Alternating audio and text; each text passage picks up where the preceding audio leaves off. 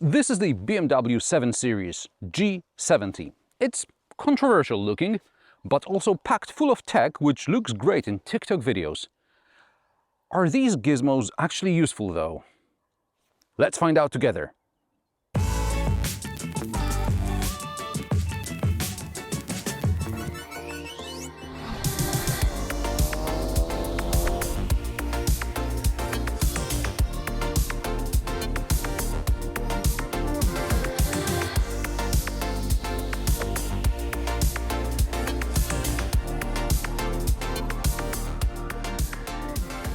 In autumn 2022, I attended the global launch event of the new 7 Series, with focus on the all-electric version.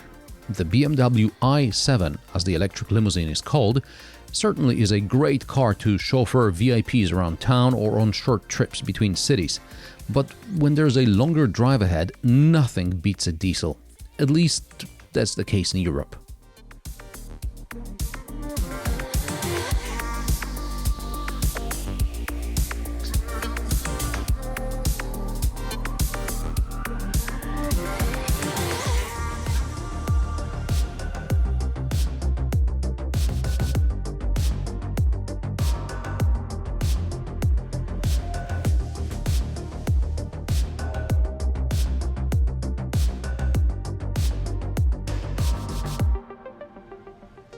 Before we get to the TikTok videos, a few words about what BMW 7 Series should do well, especially with a diesel engine. The BMW 7 Series should be able to transport passengers quickly and comfortably over long distances. While the long distance bit can be problematic with an electric powertrain, there are no such problems with a diesel. I had a good comparison. I drove and later picked up a relative from the seaside, so one week we were in a Tesla Model Y and the other week we were in the BMW 740d. With the Tesla, even driving very conservatively, we had to recharge twice to make it there and back. Unsurprisingly, when we took the 7 Series, we spent less time picking up the relative than we spent time charging the Tesla, and we got back home with more than 400 kilometers range. Now, Tesla Model Y long range will do 400 kilometers on a dual carriageway on a good day. The Tesla Model Y is highly efficient, but the BMW i7 could match its range thanks to much larger batteries. However, this also means that recharging the BMW is likely to take longer unless there is a very powerful charger available. Generally speaking, if you have the time and a reliable charging network, of rapid chargers of course, you're okay-ish. But if you're a busy CEO and for some reason you can't fly to where you need to be, keep a 7 Series diesel as a spare. At motorway speeds, the BMW 740d consumed a little over 7 liters of diesel per 100 kilometers, and when driving on dual carriageway, consumption dropped below 7 liters. In the combined cycle, it is possible to get down to about 6.5 liters per 100 kilometers, promised by the manufacturer. And how about acceleration? According to the specification, the time from 0 to 100 km per hour is 5.8 seconds. In comfort mode, I got 6.3 seconds. In sport mode, with launch control, I got 5.4 seconds. I also tried with traction control completely off, and I also got 5.4 seconds. It was dry. Of course, such performance is made possible in part thanks to xDrive all-wheel drive. Depending on the equipment, the BMW 740d weighs about 2,200 kilograms and has a gross vehicle weight of under 2,900 kilograms, so at least in Poland, it can't park on sidewalks. Yes, in Poland, some parking spots are on actual sidewalks. Now, the i7 weighs almost 2.7 tons and has GVW of more than 3.2 tons. Putting this much mass into motion is one thing, but stopping it is another. From the launch event, I remember that in the i7 you had to add a few lengths in your head for braking. In the 740d it may not be that bad, but during filming I had to clean brake dust from the rims several times. This thing will eat through brake pads like termites through a wooden house. By the way, this test example comes on 21-inch rims with tires at the front being 255mm wide and 285mm at the rear. So, it's possible to drive far and fast, but what about comfort? During the launch event, I noticed the i7 had excellent soundproofing. The same is true here. In the States, we didn't get the spec sheets for the test cars, but I have the equipment list for the Polish press car, and there's something called the Climate Acoustic Package. Costs about €2,500, so you're protected from the sun and from the sound as well. And it's indeed very quiet. Even when you stand next to the car, you can barely hear the engine running.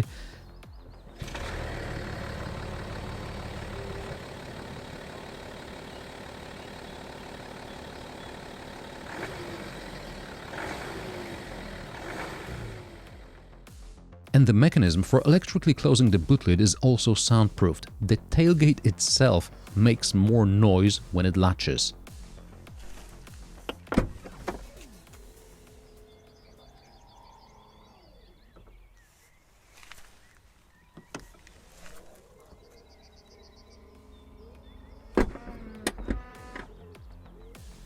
Then there are the driver assist features, which really make the trip easier.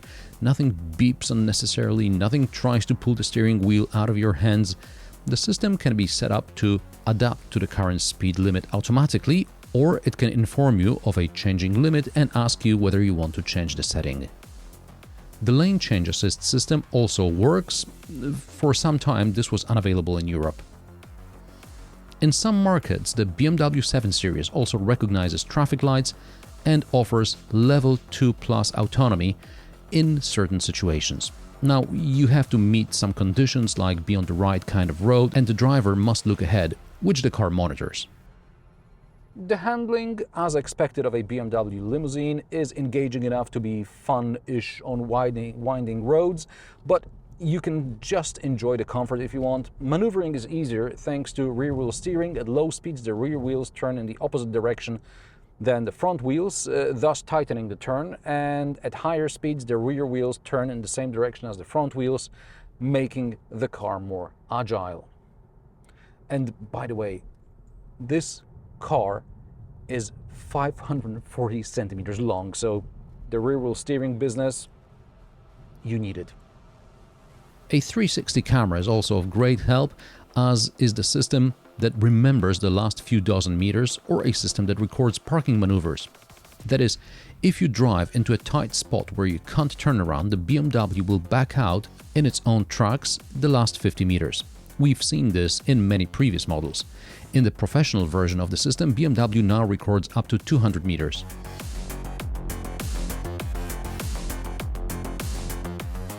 Or you can save, for example, a reverse parking maneuver into a tight driveway. My driveway is not that tight, but the 7 Series is really big, so I performed the maneuver once on my own and saved it. If I couldn't fit in a single maneuver and had to go back and forth, I could save that entire sequence and the car would always repeat it.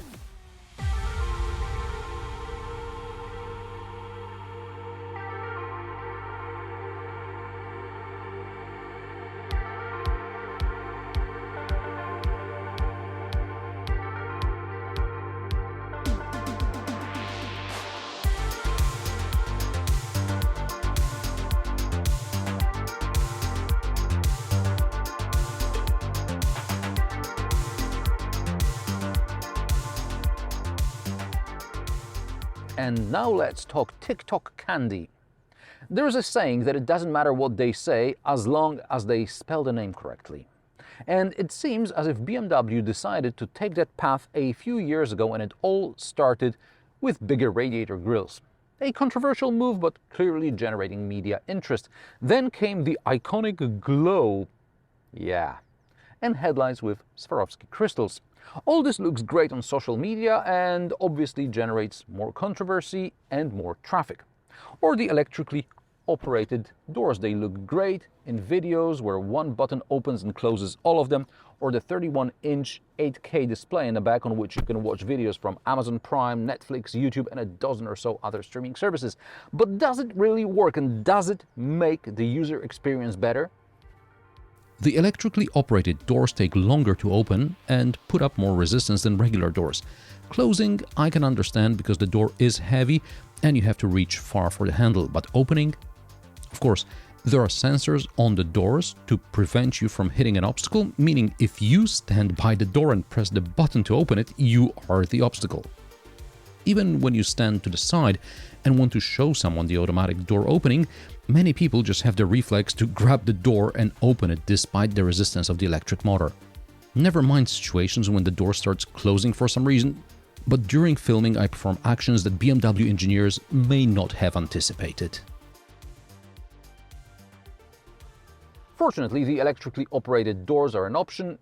If you didn't know the details, I wouldn't blame you for thinking, this is some next level luxury shit. Now we move to the back where you can stream your favorite movies on the 31-inch display.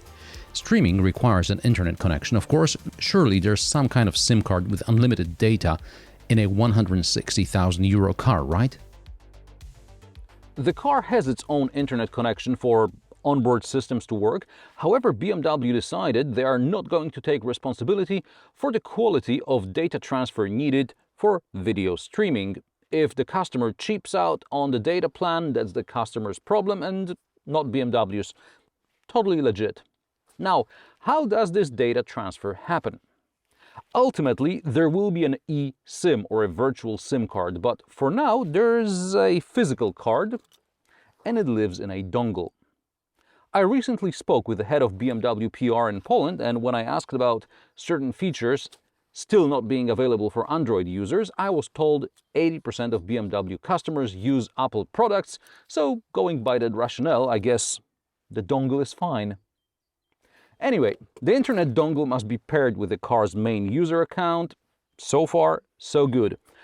Unfortunately, pairing isn't a one-time thing. This dongle allegedly has very good battery life, but to achieve good battery life, it goes to sleep mode every now and then, about after a day of inactivity. This means it sometimes gets unpaired, and even if it remains paired, it takes a while for the connection to re-establish once you turn on the rear entertainment system. On top of that, although some streaming services can be navigated by touching the screen directly, as you would expect, some require typing on small screens on the doors because not everything has been properly integrated. Imagine a CEO trying to type something on this tiny display while the car is on some less than perfect B road. Fortunately, the rear screen is also an option. Like the tablet in the previous 7 Series, also the new infotainment system is only moderately useful. Other than that, it's very comfortable in the back, and I'll provide my own entertainment on a smartphone or on a tablet, even if then I won't feel the vibration of the speakers inside the backrests. The 500-liter boot is very deep, so my gear case fits even on the long side, and I can also put it sideways but only next to the edge, as the boot becomes narrower towards the deep end. There are shopping bag hooks and 2 niches on the side to fit a golf bag. BMW 7 Series prices start at 116,000 euro. This test car with options costs 157,460 euro. I appreciate the BMW 7 Series for its comfort and also the diesel variant for its impressive economy and range. I also appreciate what BMW is best known for, which is its handling characteristics. And the driver assist features are really good as well. However, as far as the gadgets are concerned, let the TikTokers play with them.